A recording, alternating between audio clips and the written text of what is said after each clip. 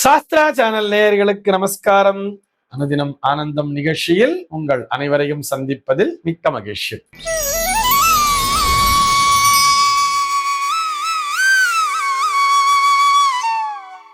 இன்று 18/5/2026 இந்த நாள் குறித்து பஞ்சாங்கம் என்ன சொல்றதுன்னு பார்க்கலாம் வாங்கு. இன்றைய தினம் பராபவ வருடம் வைகாசி மாதம் 4ஆம் தேதி திங்கட்கிழமை. திதி பார்த்தோம்னா வளர்பிறை த்விதியை திதி மாலை 5:53 வரைக்கும் இருக்கு. அதனைத் தொடர்ந்து வளர்பிறை திருத்தியை திதியானது வந்து விடுகிறது. இன்னைக்கு நட்சத்திரம் பார்த்தோம்னா ரோகிணி நட்சத்திரம் பகல் 11:31 வரைக்கும் இருக்கு. அதனைத் தொடர்ந்து மிருகசீர்ஷ நட்சத்திரம் என்பதும் வந்து விடுகிறது. இந்த நாள் முழுவதுமே ஒரு அமிர்த யோகம் கூடிய நாளாக அமைந்திருக்கிறது. இது போக பஞ்சாங்கத்திலே வரக்கூடிய யோகம் அப்படின்னு சொல்லி பார்த்தோம்னா இன்றைக்கு சுகர்மம் அப்படிங்கிற ஒரு நாம யோகத்தை கொடுத்திருக்கா. கரணம் பார்த்தோம்னா பாலவம் அப்படிங்கிற ஒரு கரணம் காலையில 7:46 வரைக்கும் இருக்கு. அதனை தொடர்ந்து கௌலவம் என்கின்ற கரணமானது வந்து விடுகிறது. இந்த நாளானது ஒரு மேல் நோக்கு நாளாக அமைந்திருக்கிறது. இன்னைக்கு என்ன ஸ்பெஷல் அப்படின்னு சொல்லி பார்த்தோம்னா இன்றைய தினம் சோம மிருகசீரிஷ யோகம் என்பதை கொடுத்திருப்பார்கள். இது என்ன சோம மிருகசீரிஷ யோகம் அப்படின்னு சொல்லி பார்த்தோம்னா சோமவாரம் என்று அழைக்கப்படக்கூடிய திங்கட்கிழமையும் மிருகசீரிஷ நட்சத்திரம், அதாவது இன்றைய தினம் திருக்கணித பஞ்சாங்கப்படி பகல் 11:31 மிருகசீரிஷம் என்பது வந்து விடுகிறது. இப்படி இந்த திங்கட்கிழமையும் மிருகசீரிஷமும் ஒன்றாக இணைகின்ற நாளிலே சோம மிருகசீரிஷ யோகம் என்ற பெயரிலே குறிப்பிடுவார்கள். இந்த நாளிலே சிவாலய வழிபாடு செய்வது என்பது மிகவும் சிறப்பான பலனை தரும். இது போக ஒரு நீண்ட நாள் வியாதிக்கு ஒரு மருந்து உண்ணுதல் அப்படின்னு சொல்றோம் இல்லையா, அந்த மருந்தினை சாப்பிடும் பொழுது மிக விரைவிலே இவர்கள் குணமடைவார்கள் என்கின்ற அந்த நம்பிக்கையும் உண்டு. இது போக இன்றைய தினம் பஞ்சாங்கத்திலே சந்திர தரிசனம் என்ற பெயரிலே கொடுத்திருப்பார்கள். சந்திர தரிசனம் இன்றைய தினம் மாலை 6:24 முதல் இரவு 8:16 வரையில் தொடர்கிறது. ஆக இன்றைய தினம் மாலை பொழுதிலே அந்த சந்திர தரிசனத்தை செய்வதற்கு மறக்காதீர்கள் என்பதற்காகவும் நினைவூட்டுகிறோம். இது போக இந்த நாளானது ஒரு வளர்பிறை சுப முகூர்த்த நாளாகவும் அமைந்திருக்கிறது. சென்னையை பொறுத்தவரை இன்றைய தினத்தினுடைய சூரிய உதயம் என்பது காலை 5:46 சூரிய அஸ்தமனம் என்பது மாலை 6:24 சந்திர உதயம் என்பது காலை 6:57 சந்திர அஸ்தமனம் என்பது இரவு 8:16 சம்பவிக்கிறது.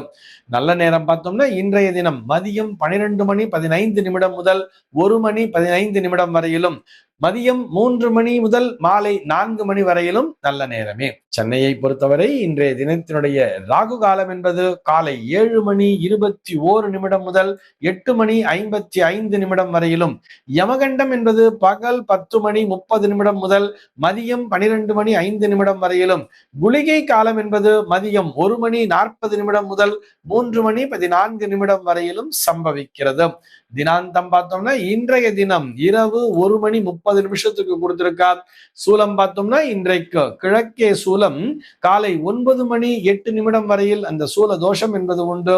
அதற்குரிய பரிகாரமாக தயிர் அருந்துவிட்டு கிழக்கு திசையை நோக்கி பயணிக்கலாம் அப்படிங்கிறதையும் சொல்லி இருக்கா. இன்றைய தினத்தினுடைய ஆன்மீக தகவலாக நம்ம என்ன பார்க்க போறோம் சொல்லி பார்த்தோம்னா ராஜேஸ்வரி சுப்பிரமணியம் அப்படிங்கிற ஒரு நேயர் கேள்வி கேட்டிருக்கார். அவருடைய கேள்வி என்னன்னு சொல்லி பார்த்தோம்னா முதுமையில் தனிமை என்பது தலை விதியா அப்படிங்கிறத அவர் கேட்டிருக்காரு. கொஞ்சம் விளக்கமாவே எழுதியிருக்கார். அவருடைய பிள்ளைகள்லாம் ஓவர்சீஸ்ல இருக்கா, போல இருக்கு, ஃபாரின்ல இருக்கா. வாத்துக்காரரும் இந்த மாமியை மட்டும்தான் இருந்திருக்கா. இப்ப திடீர்னு வாத்துக்காரரும் இறந்து போயிட்டாரு. குழந்தை எல்லாம் வந்தா அப்பாக்குரிய சம்ஸ்காரங்கள் எல்லாம் கரெக்டா பண்ணி முடிச்சுட்டா திரும்பி எல்லாரும் கிளம்பி போயிட்டா, நான் மட்டும் தனிச்சு இருந்துட்டு இருக்கேன். இப்பதான் இந்த கொடுமை எது அப்படின்னு சொல்லி கேட்கும் பொழுது இளமையில் வறுமையும் முதுமையில் தனிமையும் கொடுமைன்னு சொல்லிட்டு ஔவையார் சொன்னது ஞாபகத்துக்கு வர்றது. இப்படி முதுமையில் தனிமையை அனுபவிக்க வேண்டும் என்பது என்னுடைய தலை விதியா, என்னுடைய ஜாதக அமைப்பு இப்படித்தான் இருக்குமா என்பதுதான் அவருடைய கேள்வியாக அமைந்திருக்கிறது.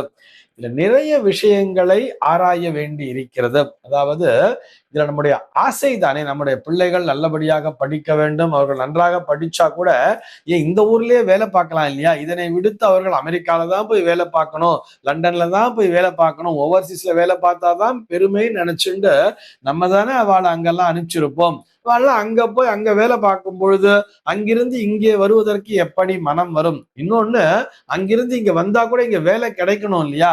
அதற்குரிய வேலையும் அவர்களுக்கு கிடைப்பதில்லை. பெரும்பாலும் இது போன்ற நிலையில் இருக்கக்கூடிய அந்த முதியவர்கள் எல்லாரும் அவங்க ஃபேமிலி எல்லாம் பார்த்தோம்னா, அவர்களுடைய பிள்ளைகளும் சரி, இவருடைய பிள்ளைகளுக்கு பிள்ளைகள், அதாவது பேர பிள்ளைகள்லாம் பார்த்தோம்னா, அங்க அமெரிக்காலேயே பிறந்த குழந்தைகளா இருக்கா. அங்கேயே அந்த குழந்தைகள் பிறந்து அங்கேயே ஸ்கூல்ல படிச்சுட்டு இருக்கிற குழந்தைகளா இருக்கும்போது, எப்படி தங்களுடைய வாரிசுகளினுடைய அந்த எஜுகேஷன்லாம் டிஸ்டர்ப் பண்ணிட்டு எப்படி இங்க வர முடியும்? அம்மா தனியா இருக்காளே, நம்ம அங்க போயிடலாம்னு சொல்லிட்டு அவளால வர முடியுமா? முடியாது தானே. ஆனா இந்த அம்மா கேட்டிருக்கிறது பிள்ளைகளை குறை சொல்லல.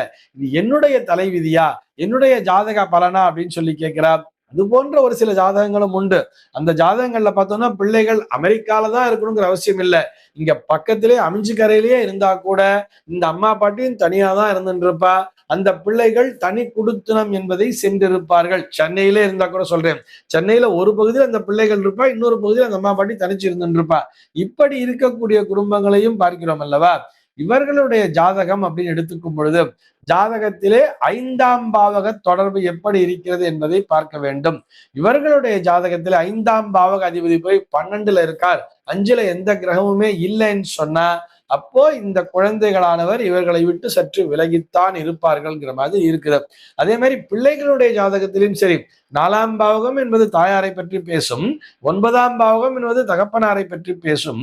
இந்த 4, 9ஆம் பாவக அதிபதிகள் அவர்கள் ஒரு நல்ல ஸ்தானத்திலே ஒரு 4லேயே அமர்ந்திருக்கிறார்கள் அல்லது ஒரு லக்னத்திலேயே அமர்ந்திருக்கிறார்கள் சொன்னா, இவர்கள் அந்த தங்களுடைய பிள்ளைகளோட வாழக்கூடிய அம்சத்தினை பெற்றிருப்பார்கள். அதாவது இந்த குழந்தைகள் தங்களுடைய பெற்றோர்களோட இணைந்து வாழ்வார்கள் சொல்லலாம். ஆனால் இந்த 4ஆம் பாவக அதிபதி மற்றும் 9ஆம் பாவக அதிபதியானவர்கள் 6, 8, 12ஆம் பாவங்களில் அமர்ந்திருந்தார்களே ஆனால் நிச்சயமாக இவர்களால் அந்த பிள்ளைகளோடு வசிக்கக்கூடிய அம்சம், அதாவது இந்த பிள்ளைகள் எங்கள் பெற்றோரோடு வசிக்கக்கூடிய அம்சம் என்பது இருக்காது.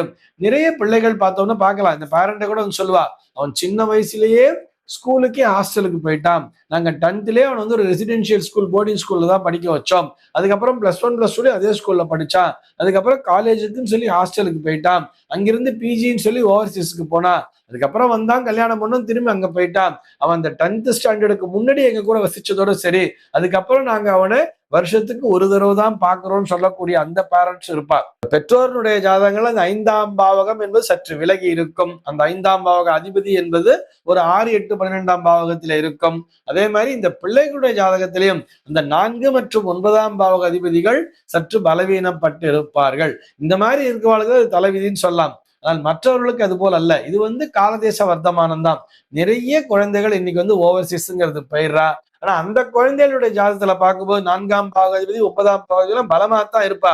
அதே மாதிரி இவர்களுடைய ஜாதகத்தில் 5ஆம் பாவம் நல்லா தான் இருக்கும். ஆனால் இவர்கள் இங்கே இருக்கிறார்கள் சொன்னா என்ன தெரியுமா அர்த்தம்? அதுக்கு இவர்கள் இந்த பெற்றோர்களினுடைய பிடிவாதம் என்பதுதான் காரணமாக இருக்கும். நிறைய பிள்ளைகள் அப்பா நீங்க இங்கே வந்துருங்கோ, இல்ல அம்மா நீங்க இங்கே வந்துருங்கோ, தனிச்சு இருக்காதீங்கோ, நீங்க 2 பேருமே இங்க எங்களோட இருந்துருங்கோன்னு கூப்பிடுறவாள்லாம் இருப்பா. நிறைய பேர் பார்த்தோம்னா இந்த பிள்ளைகளுக்கு அவங்களுக்கு கிரீன் கார்டுங்கிறது கிடைச்சிருக்கும், தங்களுடைய பெற்றோரை கொண்டு போய் வச்சுக்கக்கூடிய சௌகரியம் கூட இருக்கும். இருந்தாலும் இந்த பெற்றோர்கள் என்ன பண்ணுவான்னு சொல்லி பார்த்தோம்னா வீண் கௌரவம் கருதி நாங்க இங்கதான் இருப்போம், நாங்க அங்க வரமாட்டோம்னு சொல்றவா பாதி பேர் இருப்பா. இதுல இன்னும் ஒரு சில பேர் பார்த்தோம்னா, இல்ல எங்களுக்கு எங்க ஊரை விட்டுட்டு, நான் பிறந்த பூமியை விட்டுட்டு வர்றதுக்கு எனக்கு மனசு இல்லைங்கிற மாதிரி இருப்பா. இவர்களுடைய ஜாதகத்துல பார்த்தோம்னா இந்த லக்ன பாவகம் என்பது வலுப்பெற்றிருக்கும். லக்னம் என்பது இவர்களை பற்றியே பேசுகிறது, இவர்கள் பிறந்த பூமியை பற்றியும் பேசுகிறது. ஆக லக்னாதிபதி ஒரு 4ஆம் பாவகத்தில் அமர்ந்திருக்கிறார் அல்லது லக்னாதிபதி லக்னத்திலேயே அமர்ந்திருக்கிறார்னு சொன்னார், அல்லது 10ஆம் பாவகாதிபதி லக்னத்திலேயே இருக்காருன்னு சொன்னார், இவர்களால் வெளியூருக்கு பயணிக்க முடிவதில்லை. அப்படி வெளியூருக்கு இவர்கள் பல்லை கடித்து கொண்டு பிள்ளைகள் கூப்பிடுறாங்களே, வருந்த கூப்பிடுறாங்களே சொல்லி போனா கூட அங்க இருக்கக்கூடிய அந்த தட்ப வெப்பநிலை அல்லது அங்க இருக்கக்கூடிய அந்த சமுதாய சூழல் என்பது இவர்களுக்கு ஒத்துக்கொள்வதில்லை. அதனால என்ன பண்றான்னு சொல்லி பார்த்தோம்னா, பிள்ளைகளோட சென்று ஓவர்சீஸுக்கு போறதில்லை, இங்கேயே இருந்துடுறார். ஓவர்சீஸே இங்க இருந்து நார்த் இந்தியால இருக்கக்கூடிய பிள்ளைகளுக்கு கூட போய் இவர்கள் இருக்கிறது இல்ல. கேட்டா நார்த் இந்தியால நம்ம ஊர் மாதிரி அவ்வளவு பெரிய பெரிய கோவில்லாம் இல்ல, இங்க பெரிய கோவில் இருக்கு, அந்த கோபுரம் வாசல்ல போய் உட்காண்டாலே நமக்கு நல்ல காத்து வர்றது, அப்படியே சுத்தி பிரகாரத்துல உட்காண்டானா மனசு நிம்மதியா இருக்கு. அந்த மாதிரி கோவில்ல நார்த் இந்தியால பெரிய பெரிய கோபுரங்களுடன் கூடிய ஆலயங்களை பார்க்க முடிவதில்லை. எனக்கு இங்கிருந்தே பழகிடுத்து மாமா, அதனாலதான் நான் இங்க இருக்கேன்னு சொல்றா இல்லையா. அவர்களுடைய ஜாதகத்திலே அந்த லக்ன பாவகம், அதாவது லக்ன பாவகம் தான் நம்முடைய தலை விதியை தீர்மானிக்கிறது. இந்த மாமி கேட்டிருக்கிற மாதிரி அவர்களுடைய ஜாதகத்திலே லக்ன பாவகம் என்பது வலிமையாக இருக்கும். அதனால அவர்கள் இந்த ஊர்லயே இருக்கார். ஆனால் இதை முதுமையில் தனிமை, இது கொடுமையான விஷயம் என்று எடுத்துக்கொள்ள முடியாது. நம்ம தானே ஆசைப்பட்டு பிள்ளைகளை ஃபாரினுக்கு அனுப்பிச்சிருக்கோம். இந்த தகவலோடு இன்றைய தினம் உங்களிடமிருந்து நான் விடைபெற்றுக் கொள்கிறேன். மீண்டும் உங்கள் அனைவரையும் நாளைய தினம் ஒரு புதிய தகவலோடு சந்திக்கிறேன். அன்பர்கள் அனைவருக்கும் அனுதினமும் ஆனந்தமாய் அமைய பிரார்த்திக்கிறேன்.